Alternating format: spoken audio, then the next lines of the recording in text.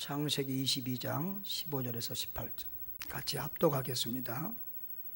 여호와의 사자가 하늘에서부터 두 번째 아브라함을 불러 이르시되 여호와께서 이르시기를 내가 나를 가리켜 맹세하노니 내가 이같이 행하여 내 아들 내 독자도 아끼지 아니하였은즉 내가 내게 큰 복을 주고 내 씨가 크게 번성하여 하늘의 별과 같고 바닷가의 모래와 같게 하리니 내 씨가 그 대적의 성문을 차지하리라. 또 내 씨로 말미암아 천하 만민이 복을 받으리니 이는 내가 나의 말을 준행하였음이니라 하셨다 하니라. 아멘. 이번에 제가 중국 갔다 나오면서 박 목사님 딸 아들 둘을 같이 데리고 나왔는데요. 그 아들 막내 아들 찬영이 얘기입니다. 우리 박 목사님이 그 박선 교사님이 3년 전에 아내를 잃었어요. 그 사모님이 한국에 있을 때 유방암에 걸렸었는데 중국에 가서 재발해가지고 3년 전에 돌아가셨는데 돌아가시기 8개월 동안 돌아가시기 전 8개월 동안 굉장히 이렇게 아프고 힘들어가지고 밤마다 잠을 못 주무시고 그래서 이 박 목사님이 박성 교사님이 간호하느라고 잠을 못 주무시고 굉장히 좀 힘들었던가 봐요. 그래서 애를 친척 집에다 맡겨뒀다가 이제 밤에 가서 그 막내 애를 데려오는데요. 그때 당시 얘가 초등학교 3학년입니다. 그 깜깜한 중국 버스 참 안에 실내 등도 별로 없는 그 깜깜한 버스에 둘이 타고 오는데 아빠가 창밖을 내다보면서 한숨을 푹 짓는 거예요. 쉬니까 이 아이가 초등학교 3학년 아이가 아빠 힘드세요 그러더래요. 그래서 그래 힘들다 그랬더니 아빠 세상은 다 힘든 거예요. 그래서 그때 그 깜깜한 버스 속에서 이건 뭐 웃도 못하고 얼마나 아주 그랬다는 참 얘기를 들으면서 웃음도 나고 눈물도 나고 참 했었습니다. 여러분 그렇습니다. 여러분도 힘든 세상 살아가고 계십니까? 세상은 힘들어도 우리 주님이 계시니까 우리 주님이 우리의 힘이 되고 능력이 되시니까 용기 100배에서 힘을 얻어 살기를 바랍니다. 우리 하나님은 우리에게 은혜 베푸시기를 원하시고 복 주시기를 원하시는 하나님입니다. 또 우리를 통하여 온 세계 열방을 복 주시기를 원하시는 그런 하나님이라는 사실도 깨닫기를 바랍니다. 오늘 본문은 우리가 잘 아는 본문이죠. 여러분 아브라함이라고 하는 사람은 우리가 꼭 기억해야 될 사람인데요. 우리 인류 역사에서 꼭 기억해야 될 세 조상이 있습니다. 하나님이 맨 처음 창조하신 우리의 첫 조상은 누구지요?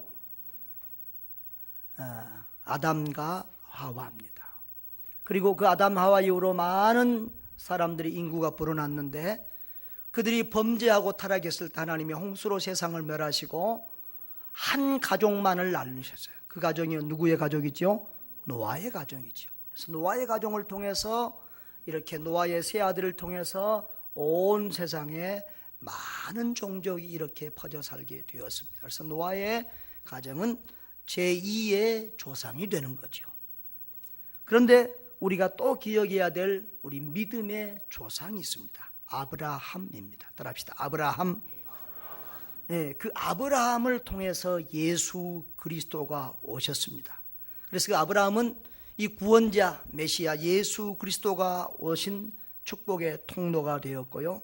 이 아브라함 없이는 하나님의 역사를 성경을 이야기할 수 없는 귀하고 중요한 인물이 되었습니다. 그래서 지금은 유대인들도 우리의 조상이 아브라함이라고 하고 기독교인들도 우리는 아브라함의 후손이라고 하고 저 이슬람교를 섬기는 무슬림들도 전부 다 아브라함은 우리의 조상이라고 하니 온 인류의 반 이상이 다 참 아브라함을 자기들의 조상이라고 이렇게 말하고 있는 중요한 인물입니다. 근데 창세기 12장에 보면 하나님이 이 아브라함을 선택하시고 그리고 그 아브라함에게 복을 주셨는데, 그리고 이제 그 아브라함의 참 축복을 받게 되는 가장 결정적인 내용이 오늘 창세기 22장에 나오는 이 내용입니다. 하나님이 아브라함을 부르셨는데 몇 살이냐 그러면 75세였습니다. 그때 본토 친척 아비집을 떠나 내가 너에게 지시할 땅으로 가라고 했습니다. 그래서 아브라함이 하나님의 말씀에 순종해서 가나안 땅에 들어갔습니다. 그런데 하나님이 아브라함에게 내가 너에게 아들을 주겠다 그랬습니다. 그런데 하나님이 그 아들을 25년 동안이나 주지 않았어요. 그래서 아브라함이 기다리다가 또 곁길로 나가서 하갈을 통해서 이스마엘이라는 아들을 낳기도 했지만, 하나님은 그 아들을 통해서가 아니라 이삭을 통해서, 사라를 통해서 태어날 그 자녀를 통해서 너를 복주시겠다고 주님이 말씀하셨습니다. 근데 아브라함이 100살 때에 하나님께서 그 아들을 주었어요. 그 이름이 누구냐 그러면 이삭입니다. 아브라함은 100살이고 아내 사라는 몇 살이었죠? 90살이었습니다. 그 나이에 하나님이 도저히 과학적으로나 세상적인 방법으로는 자녀를 가질 수 없는 나이에 하나님이 자녀를 주셨고, 그리고 그 자녀가 이제 이삭이 무럭무럭 자랐습니다. 아브라함에게는 참 이보다 더 큰 기쁨이, 행복이 없습니다. 자기 생명보다 더 귀한 아들입니다. 그런데 그 아들이 20살이 넘었을 것입니다. 그 정도 나이가 됐을 때 하나님이 어느 날 아브라함에게 내 아들, 내 사랑하는 독자 이삭을 나에게 제물로 바치라고 했습니다. 그것도 하나님이 지시하신 저 모리아 산에 가서 그 아들을 잡아서 죽여서 불로 태워서 번제로 하나님 앞에 드리라고 했습니다. 그 내용은 여러분들이 잘 아는 바입니다. 도저히 사람으로서는 순종할 수 없는 명령임에도 불구하고 아브라함은 즉각적으로 바로 순종했습니다. 그래서 정말 그 3일 길을 가서 그 하나님이 명령하신 산에 올라가서 거기에 제단을 쌓고 나무 단을 놓고 아들을 칼로 죽이려고 했습니다. 그때 하나님이 아브라함아, 아브라함아, 속히 그 아브라함을 급히 부르면서 아브라함아, 너가 얼마나 이제 나를 사랑하는 줄 알겠다. 내가 내 아들 내 독자까지도 내게 아끼지 아니하였으니 내가 이제야 내가 하나님을 경외하는 줄 아노라. 그 아브라함의 믿음, 하나님을 향한 아브라함의 사랑과 헌신을 하나님이 인정해 주었습니다. 여러분, 우리 하나님은 때때로 이렇게 우리의 믿음을 확인하고 싶어 합니다. 우리가 마음속으로는 하나님을 사랑한다고 하고, 우리가 입으로는 하나님을 사랑한다고, 하나님을 내 무엇보다도 사랑한다고 말하지만, 하나님은 우리의 마음만 아니라 우리의 입술만 아니라 우리의 삶의 행동으로, 헌신으로 하나님 사랑하는 그런 모습을, 표징을 보여주기를 원하십니다. 우리의 믿음을 확인하고 싶어 하세요. 하나님이 그 아브라함의 믿음을 확인했습니다. 이제 내가 하나님을 경외하는 줄 알겠다는 거예요. 뭘 보고? 내 아들, 내 독자까지도, 내 생명보다 더 귀한 내 독자까지도 내게 아끼지 아니하고 나에게 바치는 것을 보니까 너가 얼마나 나를 사랑하는지, 하나님을 경외하는지 내가 알겠노라. 그렇게 하나님이 그 믿음을 인정해 주십니다. 그리고는 그에게 복을 주시기 시작합니다. 그 아들 대신 하나님이 이미 뭘 준비해 놓고 있었어요? 하나님은 이미 순양을 준비해 놓고 있었습니다. 그래서 순양을 대신 가져다가 아들을 대신하여 번제로 드렸습니다. 그리고 이제 하나님의 사자가 다시 두 번째로 아브라함을 부릅니다. 아브라함아. 사랑스러운 음성으로 아브라함을 부르신 하나님께서 이렇게 말씀하십니다. 내가 나를 가르쳐 맹세하노니.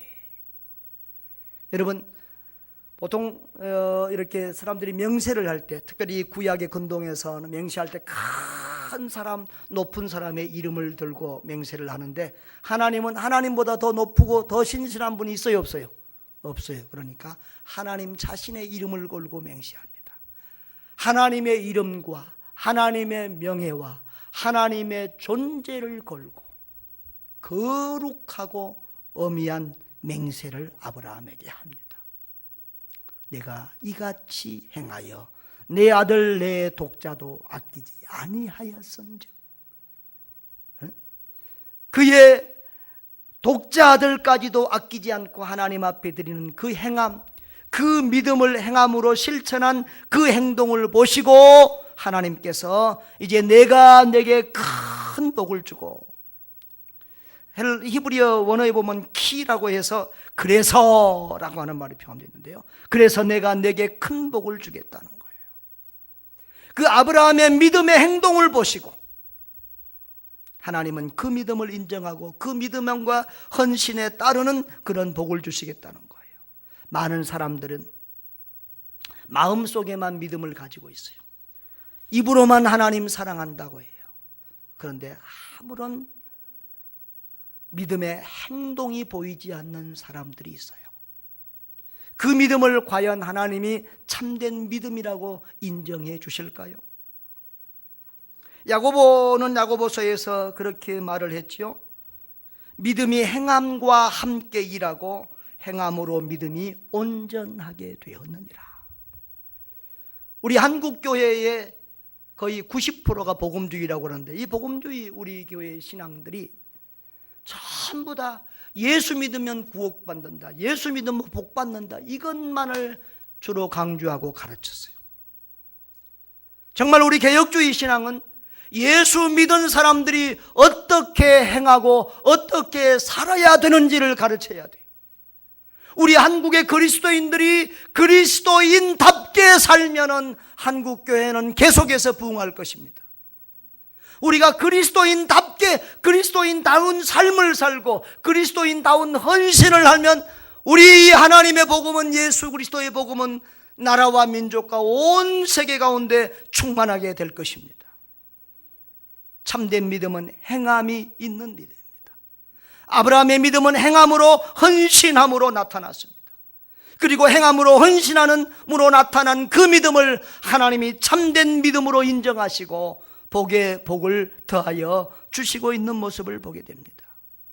내가 그렇게 행하였으니, 18절에는 내가 나의 말을 준행하였으므로 하나님께서 내게 큰 복을 준다 그랬습니다. 이 말이 히브리어 언어에서는 그런 뜻입니다. 내게 반드시 복을 주겠다는 거예요. 하나님이 당신의 이름을 걸고 당신의 명예를 걸고 당신의 존재 가치를 걸고 아브라함 너에게, 너의 후손에게 내가 반드시, 러시아 말로 아비자젤리나, 반드시 복을 주겠다는 거예요. 그래서 내 씨를 크게 하고, 그런데 하나님이 아브라함에게 주신 복이 어떤 복인지를 한번 보자고요. 우리가 아브라함 하면 믿음의 대명사고 축복의 대명사인데 아브라함이 도대체 어떤 복을 받았는가 우리가 한번 보자고요. 세 가지의 복을 하나님이 말씀하시는데요, 첫째로는 뭐지요? 내 씨가 크게 변성하여. 자, 우리 17절 다 같이 한번 읽어봅시다. 시작. 복을 주고 내 씨가 크게 번성하여 하늘의 별과 같고 바닷가의 모래와 같게 하리니 내 씨가 그 대적의 성문을 차지하리라. 아멘. 내 씨가 크게 번성한다. 씨라고 하는 말은 히브리어로 제라라고 하는 말인데, 이것은 후손, 자손, 씨 이런 말로 우리 성경에 번역이 되어 있는데 구약에만 224회나 쓰이는 아주 많이 나오는 단어예요. 하나님이 아담의 그 하와에게 여인의 후손으로 예수님을 보내주겠다고 할 때, 또 아브라함의 후손 가운데 예수님을 보내주시겠다고 할 때, 또 다윗의 후손 가운데 예수님을 보내주시겠다고 할 때 이 제라라고 하는 단어가 쓰이고 있어요. 그러니까 예수 그리스도를 의미하는 단어로 이 글이 자주 쓰이고 있는데요, 여기 내 씨가 크게 번성하여 하늘의 별과 같고 바다의 모래와 같게 하리로다. 이전에도 주님이 약속하셨던 말씀을 이 아브라함의 희생과 헌신을 보고 다시 하나님이 그 축복의 약속을 확증해 주고 있습니다. 내 씨가 번성한다. 이건 무슨 말이에요? 자손들이 크게 많아진다는 거예요. 그래서 정말 아브라함은 죽을 때 이삭 하나를 남기고 갔는데 그 이삭 후손으로 야곱 후손으로 계속 이어지면서 이 이스라엘 백성이 하늘의 별과 같이 땅의 모래와 같이 수없는 많은 족속을 이루었어요. 할렐루야. 또 이스마엘을 통해서도 저 중동 이스라엘 중동 지역에 얼마나 많은 그런 씨들을 남기게 됐는지 몰라요. 내 씨가 크게 번성하게 된다. 그리고 두 번째 복은 뭐죠? 내 씨가 그 대적의 성문을 차지하리라 라고 했습니다. 여러분, 옛날에는 전쟁이 많으니까 성을 쌓고 살았는데요, 성은 문만 하나 딱 내놓고는 나머지는 다 성벽으로 둘러싸여 있어요. 그러니까 문은 그 성을 드나들 수 있는 유일한 통로고, 그래서 우리 옛날에 광화문에서 모이고 시청에서 모이고 하는 큰 모임 집회가 어디서 하겠어요? 문 앞에서, 성문 앞에서. 그리고 재판이나 이런 모든 것도 성문 앞에서. 그러니까 그 성문은 그 성 자체를 상징하는 거예요. 그러니까 그 성문을 차지하게 된다는 말은 그 성을 차지하게 된다, 그 성을 점령하게 된다, 그 말이. 그러니까 다시 말하면 아브라함의 후손이 적군의 성을 빼앗게 되고 차지하게 된다는 말이에요. 이것은 역사 속에서 이스라엘 백성들이 저 가나안 땅을 점령함으로 그대로 이루어졌는데, 궁극적으로는 아브라함의 씨로 올 예수 그리스도로 말미암아 사단 마귀를 이기고 승리하게 된다, 그 말이죠. 예수님께서 십자가 위에서 내가 다 이루었다라고 승리의 함성을 지르시고, 그리고 죽은 지 3일 만에 다시 부활하셔서 죽음을 이기시고 사탄 마귀를 짓밟으셨어요. 그래서 예수 그리스도로 말미암아서 마귀를 이기고 자기의 백성들을 구원하는 이 일을 이렇게 대적의 성문을 차지하게 된다, 이렇게 말하고 있는 것입니다. 또 세 번째 복은 뭡니까? 18절 다 같이 읽읍시다. 18절 시작. 또 내 씨로 말미암아 천하 만민이 복을 받으리니 이는 내가 나의 말을 준행하였음이니라. 여러분, 여기는 더 노골적으로 아브라함의 씨로 말미암아 천하 만민이 복을 받을 것이라고 그랬어요. 이 아브라함의 씨가 누구지요? 예수 그리스도입니다. 예수로 말미암아 천하 만민이 복을 받는다 그랬는데, 이 천하 만민이 복을 받는다는 말은 모든 사람들이 다 예수 믿어서 복을 받는다는 말이 아니에요. 여기 천하 만민은 원어적으로 보면은 모든 민족들이 복을 받는다는 말이에요. 그러니까 선교적으로 볼 때는 예수님이 이 복음이 땅끝까지 증거돼야 예수님 재림하시는데, 그러면 모든 사람의 귀에 이 복음이 다, 예수 복음이 다 들려야만 예수님이 재림하시느냐? 그게 아니라는 거예요. 마태복음 24장 14절에 보면은 이 천국 복음이 모든 민족에게 증거되기 위하여 온 세상에 전파되리니 그제야 끝이 오리라. 아멘. 그러니까 이 복음이 모든 사람에게는 아니지만 모든 민족에게, 민족 단위로, 이 복음은 한 특정한 지역의 특정한 민족의 사람들에게만 증거되는 것이 아니라 모든 지역의 모든 민족에게 증거된다는 거예요. 그리고 그 모든 민족에게 이 복음이 증거될 때에 예수님 재림하신다는 것입니다. 그런데 하나님께서 오늘 아브라함의 씨를 통해서 모든 민족이 복을 받는다. 여러분, 이 말씀들이 이루어졌고 지금도 이루어지고 있는 줄 믿습니다. 그래서 예수 그리스도를 모르던 우리 민족이 이렇게 예수를 알고 예수를 믿고 구원받은 민족이 되었을 뿐만 아니라 이제 세계에서 미국 다음으로 선교사를 많이 파송한 선교 대국, 자랑스러운 선교의 국가가 되었습니다. 할렐루야. 여러분, 이렇게 우리는 이 성경에 기록된 대로, 기록된 말씀대로 우리는 그 복을 받아가고 있고, 저와 여러분도 바로 그 축복의 대열에 지금 동참하고 있다는 것입니다. 여러분, 그러니까 오늘 아브라함이 받은 세 가지 복을 보세요. 실제로는 자기 복보다도 무슨 복이 많아요? 자녀 복, 후손의 복이 많은 것을 볼 수 있습니다. 물론 아브라함이 받은 최고의 복은 뭐겠어요? 하나님 앞에 부르심을 받아 여호와 하나님을 믿은 복입니다. 아브라함은 오실 예수를 믿었습니다. 우리는 오신 예수를 믿고 아브라함은 오실 예수를 믿었는데, 그 아브라함이 받은 최고의 복은 하나님 믿은 복, 예수 믿은 복입니다. 할렐루야. 그리고 그보다 더 큰 복은 바로 자신의 후손 가운데 메시아이신 예수 그리스도가 오셨다고 하는 것입니다. 그리고 그 예수 그리스도로 말미암아 천하 만민이, 모든 민족이 복을 받게 됐다는 것이지요. 여러분, 우리가, 하나님은 저와 여러분이 축복의 통로가 되기를 원합니다.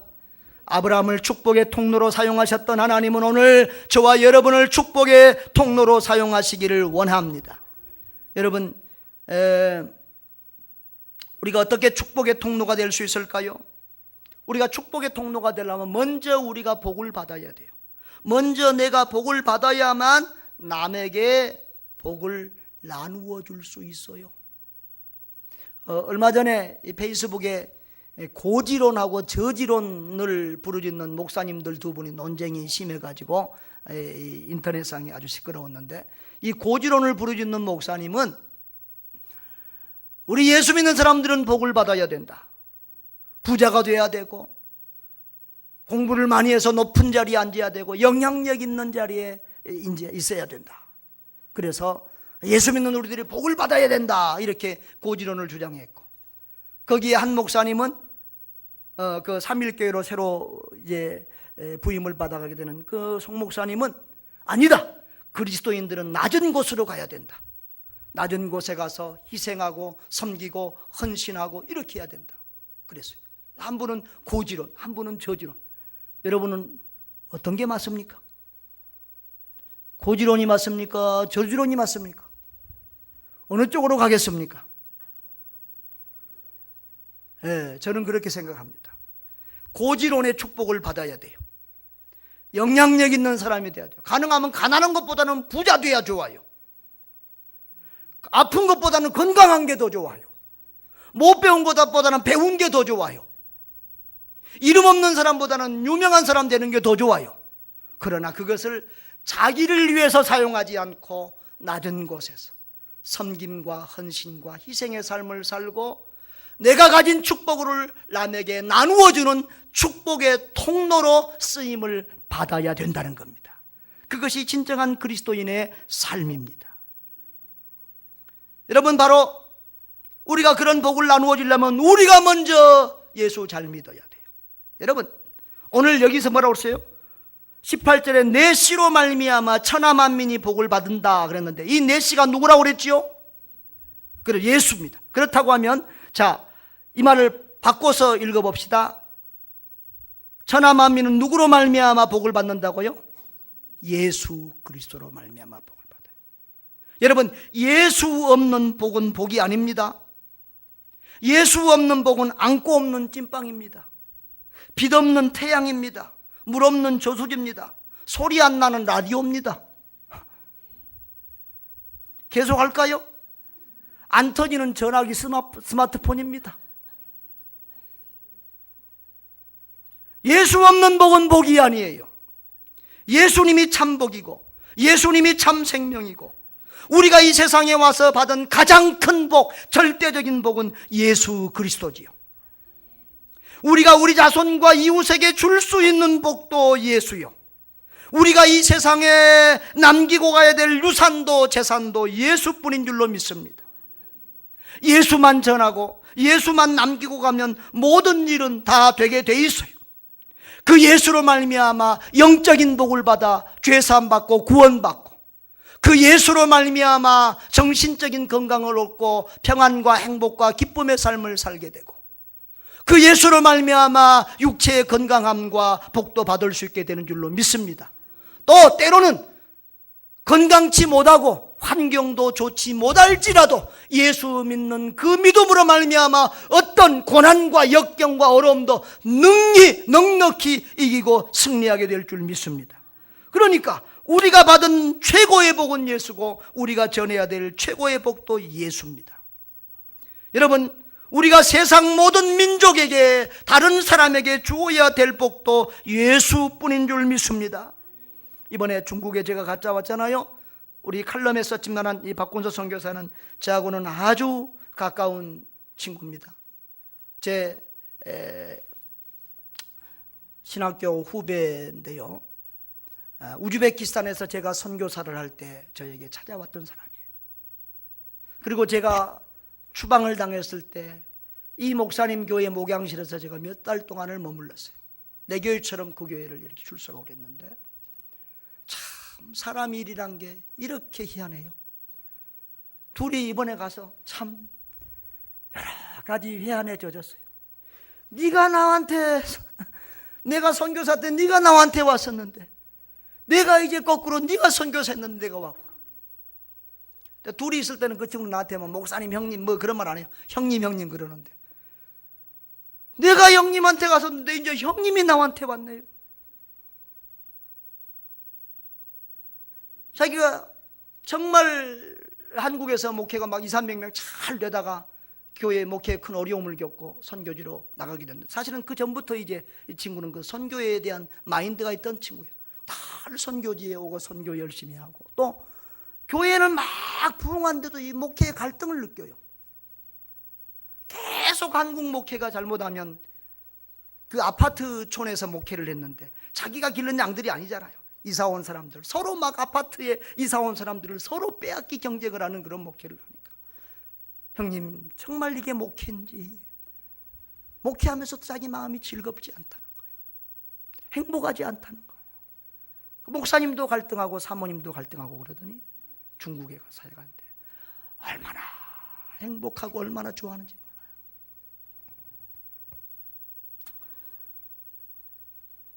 그런데 이 박선교사가 선교 가서,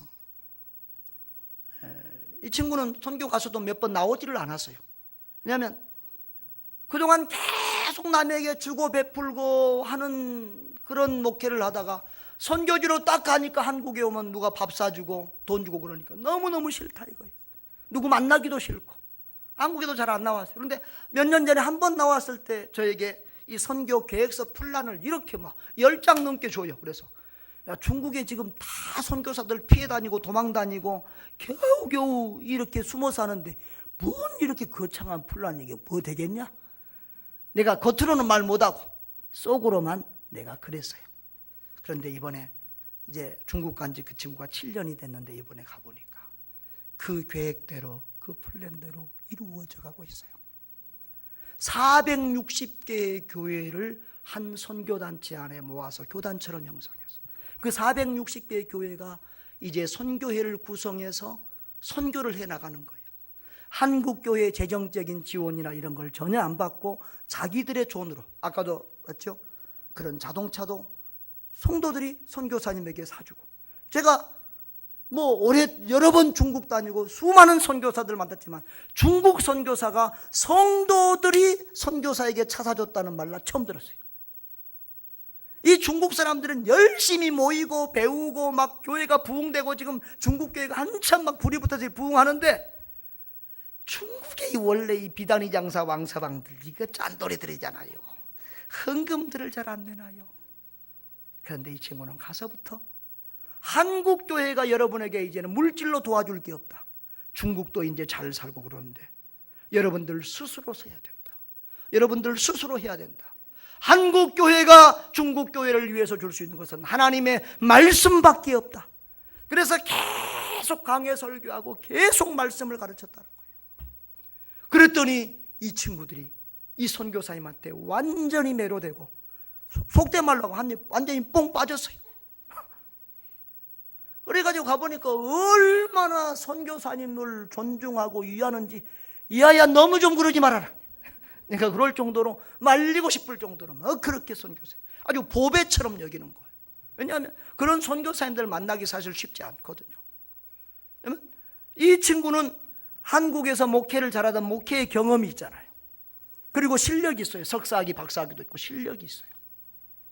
그리고 정말 헌신과 뜨거운 열정이 있어요. 이런 선교사 만나보기 힘들어요. 그러니까 막 자기들이 막 이 선교사를 빼앗길까 봐 딱 붙들고, 다른 목사님들도 잘 안 와요. 그 한 선교사님한테 꾸준하게 계속 배우니까 이 중국 신학교들이 보면 미국, 한국 막 온통 짬뽕된 여기저기 목사님들 와서 뭐 강의하랍니까? 나는 이 강의 좋아하는데 마태복음을 잘하는데, 그럼 마태복음 하십시오. 또 다음에 오신 목사님이 뭐 잘합니까? 마태복음. 계속 똑같은 것만 배우고 이런 패단이 있고요. 그리고 신학이 여기저기서 오니까 막 이렇게 혼동되고 짬뽕이 되고 그러는데, 한 사람이 계속 가르치니까 아주 정확하게 믿음으로 이렇게, 또 성경에 안 배웠던 부분들을 다 배우고 너무 좋은 거예요. 그러니까 7년 만에 제가 한국 외국 목사님으로는 처음 갔다니까. 그래서 정말 아름답게 선교를 하고 있는 모습을 봤어요. 여러분, 우리 한국 교회 교인들은 지금 800만도 안 됩니다. 어떤 분들은 이제 600만까지 내려갔다는 분도 있는데, 한국 교회 교인들은 얼마 안 됩니다. 그런데 중국은 교인이 얼마나 돼요? 1억이 넘습니다. 우리보다 10대 배가 넘어요. 그러니까 이제 중국 교회가 불을 받고, 중국 교회가 변화되고, 중국 교회가 헌신되면 중국 교회를 통해서 온 세계 선교가 활발하게 일어날 겁니다. 특별히 중국은 화교라고 해서 온 세계에 없는, 안 흩어진 곳이 없어요. 그러니까 중국 교회가 선교에 불을 받아서 그 선교의 열정으로 나아가면 온 세계가 복음화되는데 큰 역할을 한 선교 대국이 될 것입니다. 그런데 그 중국 교회의 선교에 불을 붙이고 선교에 헌신시켜야 될 그런 사명을 누가 받았어요? 우리 한국 교회가 받았어요. 그래서 중국에 가서 그들을 불기르고, 그들을 선교에 헌신시키고, 그들을 예수 그리스도의 제자로 만드는 사명들을 우리 한국 교회가 감당해야 되는 것이지요. 여러분, 이 북방 선교, 공산권 선교, 제가 지난주에 들어가기 전에 공산권 선교에 대한 글을 하나 쓰고 들어갔어요. 그래서 지난주 토요일 날 내가 잠을 못 자고 글을 쓰고 갔는데, 우리 그 카페 앞에 1층에 붙여놨습니다. 그런데 이 공산권 선교는 황금어장입니다. 구소련 지역, 이 중국, 여기 베트남, 캄보디아 이런 쪽, 몽골 이런 데는 뭐 완전히 지금 온 세계에서 가장 복음이 잘 들어간 나라입니다. 그러니까 그 공산주의에 묶여있던 그들이 지금 자유를 얻으면서 그 영적 갈급함 때문에 예수님 앞으로 막 돌아오는 거예요. 그래서 이 공산권 선교는 정말 아주 축복의 그런 어장이 아닐 수 없습니다. 이 일을 우리 교회가 앞서서 또 모범이 되게 잘 감당해야 될 줄 믿습니다. 여러분, 우리는 뭐가 돼야 된다고요? 축복의 통로가 돼야 돼요. 옆에 사람들하고 한번 인사하세요. 축복의 통로가 됩시다. 한 번 더 물어보세요. 축복의 통로로 쓰임 받고 있습니까? 그러고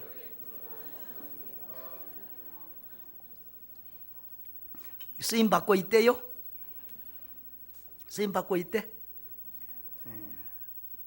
그래요. 축복이 뭐예요? 다시 물어봅니다. 축복이 뭐예요? 축복이 뭐냐고? 돈이요? 축복이 뭐예요? 예수 그리스도예요. 아까 말했잖아요. 예수 없는 복은 복이 아니라니까요. 세상 것 다 있어도 예수 없으면 그건 불쌍한 사람이에요. 그러나 세상 것 다 없어도 예수 있으면 그 사람은 살 수 있어요. 예수가 복이에요. 똑똑히 하세요. 그러면 축복의 통로가 된다는 말이 뭐예요? 그 예수가 증거되어지는, 우리를 통해서 예수가 나가는 통로가 된다는 거예요. 예수를 전해주는 사람, 다시 말하면 전도하고 선교하는 사람이 축복의 통로예요. 저 호주에 가니까 호주 사람들은 암병보다 더 무서운 병이 있는데 무슨 병이냐 그러면 혈관질환이에요. 혈관질환. 암병은 죽든지 살든지 둘 중에 하나인데, 혈관질환, 혈관이 막힌 이런 사람은 뇌경색이나 중풍으로 쓰러지면 수십 년 동안 국가에서 다 치료해 줘야 되니까 제일 무서워하는 병. 여러분, 혈관이 막히면 쓰러져요. 혈관이 막히면 죽어요. 뚫려야 돼요. 그런 것처럼 이 복음의 통로도 뚫려야 돼요. 복음이 여러분에게 들어갔는데 여러분에게 막혀 있으면 안 돼요. 여러분에게 들어간 복음이 여러분의 가족에게로, 이웃에게로, 나라에게로, 민족에게로, 열방에게로 그 복음이 퍼져나가야 돼요. 그러면 그 복음을 전하면, 우리가 남에게 주면 우리는 다 없어지고 가난해지나요? 아니에요. 여러분, 갈릴리 바다가 저 위에서 물을 받아, 탄에서 물을 받아서 아래로 계속해서 퍼줄 때 그 갈릴리 바다는 지금도 파랗게 살아있고, 지금도 예수님 때처럼 그렇게 물고기들이 살아 생명력 있게 움직이고 있어요. 그런데 사해바다는 주진하고 밤낮 갈릴리 바다에서 받아 먹기만 해. 그럼 물이 완전히 죽어가고 피레미 새끼 한 마리도 살 수가 없고 풀 한 포기도 살 수가 없어요. 우리는 사해바다가 되면 안 되고 뭐가 돼야 돼요? 갈릴리 바다가 돼야 돼요. 우리 교회가 가난하지만 작지만 우리는 부자도 없어요. 성도들도 많잖아요. 그럼에도 불구하고 우리가 자꾸 주고 베풀고 섬기니까 우리 교회가 모든 면에서 복을 받잖아요. 우리가 참 별거 아닌 거 알아. 근데 우리 생각보다 밖에서는 우리 교회를 대단하게 알아요. 저는 참 홍보를 못하는 사람이에요. 뭐 교회 자랑이나 이런 뭐 선교단체 이런 자랑도 못하고 조용히 일하는 사람인데, 그래도 이제 우리가 이만해 오니까 이곳저곳에서 우리 교회를 선교의 모델 교회라고 불러주고 그렇게 칭송하기 시작을 해요. 할렐루야. 여러분, 우리가 직접적으로 선교하든지 간접적으로 선교하든지 우리는 전도와 선교를 통해서 하나님의 축복의 통로로 쓰임 받아야 될 줄 믿습니다. 우리는 영적으로 복음의 동맥입니다. 선교의 동맥입니다. 이 동맥이 막히면 사람이 죽습니다. 이 막히면 그 신앙은 죽은 신앙입니다. 죽은 성도입니다. 죽은 교회입니다. 우리가 이 복음을 때를 얻든지 못 얻든지 증거하고 전해야 됩니다. 우리가 직접적인 도구로 쓰임 받았든지 간접적인 도구로 쓰임을 받든지 우리는 이 선교의 도구가 돼야 돼요. 그래서 이번에도 우리 저 따따르 지역에 지금 미전도 종족 선교를 가는데, 아까도 말했죠. 모든 민족에게, 이 미전도 종족에게까지 다 복음이 증거돼야지만 예수님 오신다고 했는데, 우리도 이제 저는 그 따따르 민족은 우즈벡에서부터 많이 만나고 보았기 때문에 그 미전도 종족을 생각하면 우리 교회도 미전도 종족을 한 종족 품고 기도했으면 좋겠다, 그런 마음과 소원이 옛날부터 늘 있었어요. 그런데 그렇게 생각할 때 구소련 지역에 있는 이 따따르 민족을 늘 내가 첫 번째로 생각하게 됐는데, 내가 적극적으로 못했는데 이번에 또 우리가 이 따따르 민족을 향해서 선교사를 파송하는 일에 우리가 뭐 파송교회가 되지는 못하지만 우리가 협력하고 이렇게 동참하게 돼서 얼마나 감사한지 모르겠어요. 여러분 한번 따라하세요. 따따르, 크림 따따르. 따따르도 두 종류가 있습니다. 따따르, 크림 따따르가 있는데, 이 크림 따따르는 소수민족인데요, 이슬람을 섬기는 민족입니다. 위해서 기도를 많이 해주시기를 바랍니다. 사랑하는 성도 여러분, 축복은 예수입니다.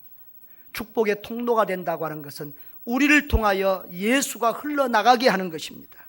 예수를 전하고 나누어 주는 것입니다.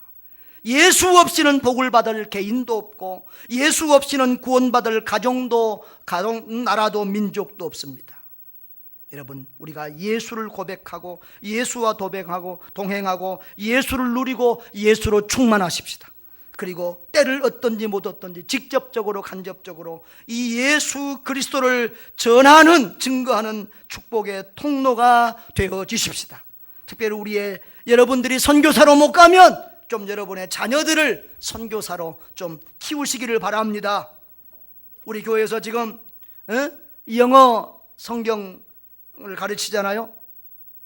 어려서부터 영어 좀 배우기 위해서 세계적인 지도자로, 우리 영어성경학교, 정철 영어성경학교의 교육 목표가 뭐냐 그러면 하나님과 동행하는 세계적인 지도자. 따라합시다. 하나님과 동행하는 세계적인 지도자. 하나님과 동행하는 세계적인 지도자를 양성하는 거예요. 우리 교회에서, 우리 자손들 중에서 하나님과 동행하는 세계적인 지도자가 나오게 하십시다. 아브라함은 오직 예수님 때문에 이름을 얻고 명예를 얻고 유명해진 사람이에요. 아브라함의 후손 가운데서 예수 그리스도가 오지 않았다고 하면 저 중동 지방에 이름 없는 촌동네 사람 목동 아브라함을 그 누가 기억하고 그 누가 알아주겠습니까? 그 아브라함의 후손 가운데서 예수 그리스도가 오셨기 때문에 그 아브라함의 이름이 빛나고 찬란하고 아름다운 거예요. 저와 여러분들은 지금 부족하고, 여러분들 중에서는 보니까 뭐 이제 선교 나가고 뭐 큰일 할 분들이 못할 분들이 많아요. 그러나 저와 여러분의 후손들은 우리보다 10배나 100배나 크고 위대한 일을 할 수 있는 그런 인물들이 나오게 될 줄 믿습니다. 우리 선교중앙교회에서 많은 선교사님들이 나오고 세계적인 그런 인물들이 나와야 되겠습니다. 이 일에 저와 여러분들이 다 같이 헌신할 수 있기를 바랍니다.